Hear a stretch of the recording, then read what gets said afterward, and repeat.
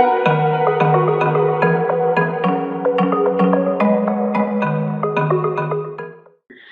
want to welcome Nunnery, who I've come to know through the Conquer MG support group meetings. He's been an active participant and engages with our support group members in such a joyful way. He is encouraging and so willing to share his journey. And so he's with me today to share a little bit of his struggles and some hopeful tips to manage myasthenia gravis. Welcome, Jayshawn. Thank you. Thanks for having me. Hi, my name is Jayshawn Nunnery. I am a 5-year diagnosis of myasthenia gravis. I am 34 years old, was diagnosed at 29 by a great set of doctors here in Milwaukee, Wisconsin. And the condition had symptoms since I was a kid, but I didn't get to find out until it permanently stayed at 29 when my eyes started to droop, and that kind of got me started on my journey.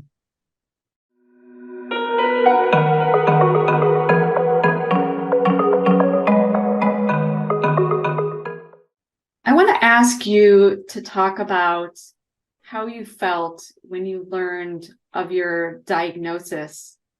First thing I felt was relief. And the reason being is about a decade of different diagnoses to figure out what was going on with me. We could never pinpoint an exact issue that was causing my symptoms.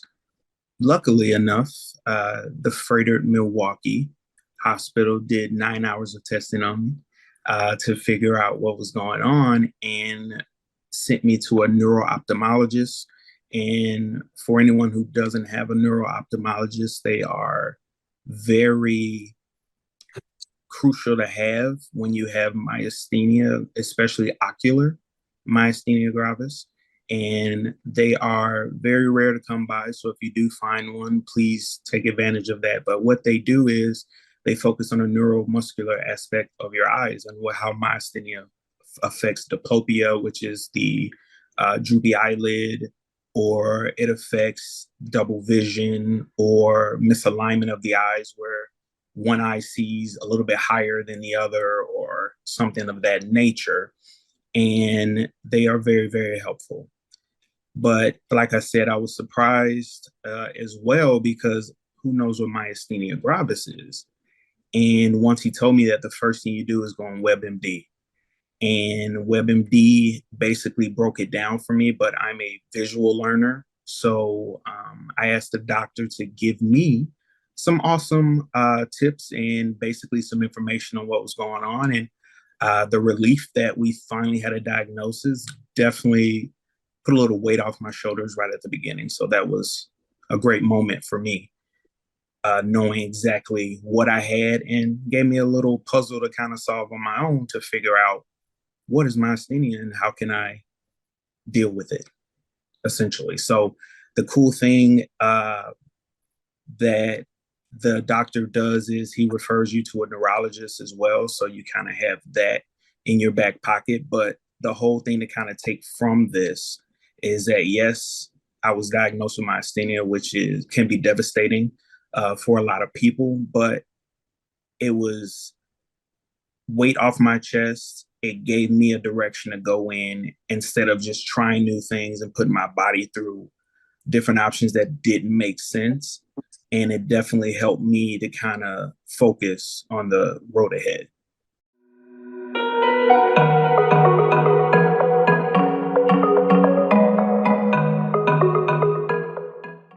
Myasthenia gravis has affected my life and changing how I live on a day-to-day basis. But the thing is it's made me realize that there's so much more to life, and it makes me slow down and accept what I do have and who I do have in my life.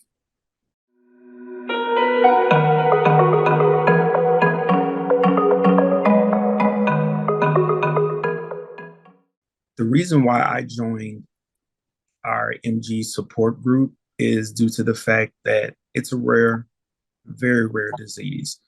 And not having someone in your inner circle or even your medical staff to know exactly what you're going through is amazing to have other people in the world that you can talk to, even in your general area that may have your condition, and they can take a bad day and turn it completely around because you know you're not alone in this fight against myasthenia, and having someone who can definitely relate to what you're going through and give you positive advice that can definitely help is crucial to the development and not going into a dark state.